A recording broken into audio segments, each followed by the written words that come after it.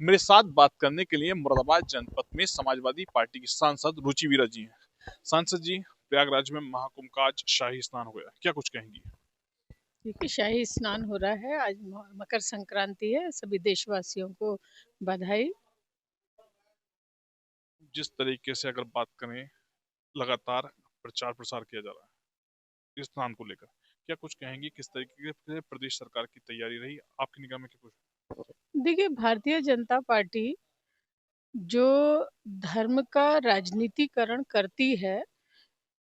राम मंदिर बना, भगवान राम में सबको आस्था है। भगवान राम किसी एक के नहीं है, तो सभी के भगवान है।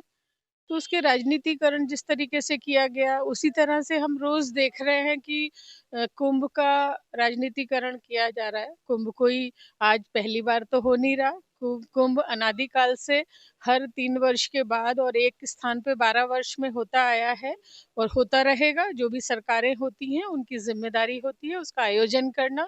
जब हमारी सरकार थी समाजवादी पार्टी की, तो मोहम्मद आजम खान साहब के देखरेख में कुंभ का आयोजन किया गया था और आज तक उसकी मिसाल दी जाती है कि इतना कामयाब कुंभ था।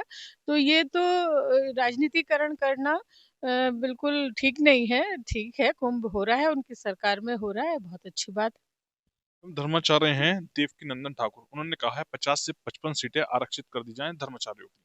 क्या कुछ कहेंगी इस पर?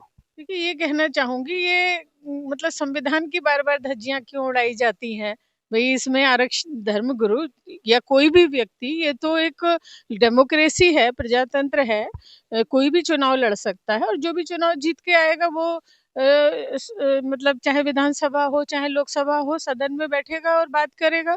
इसमें सीटें आरक्षित करने का मतलब तो यही हो गया किसी एक विशेष के लिए कि भाई आप संविधान की धज्जियां उड़ाना चाहते हैं। तो हम ये इनसे इनकी मानसिकता जाहिर होती है।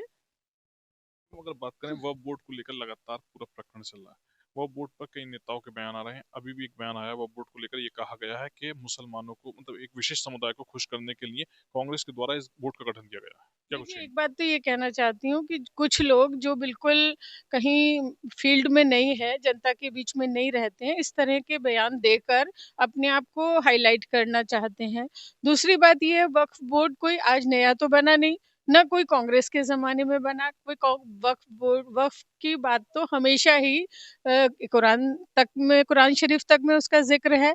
और ये तो एक तरह से ये है कि लोगों के खैर के लिए, लोगों की मदद के लिए दी जाती है। कुछ लोग अपनी दान देते हैं प्रॉपर्टी, और उसमें किसी का ये जिक्र नहीं है कि वो हिंदू के लिए है, मुस्लिम के लिए है। वक्फ तो किसी के लिए भी हो सकता है। तो ये किसी एक कम्युनिटी के फायदे और नुकसान की बात नहीं है। और ये तो मतलब कुरान तक में जिस चीज का जिक्र है, तो उसका कोई कांग्रेस ने उसे अब नई परिपाटी तो शुरू की नहीं है। ये तो सबकी खैर के लिए, सबके फायदे के लिए एक मतलब एक प्राविधान है, या एक तरह से ये किया, एक नियत है, ये मंशा है ये करने की।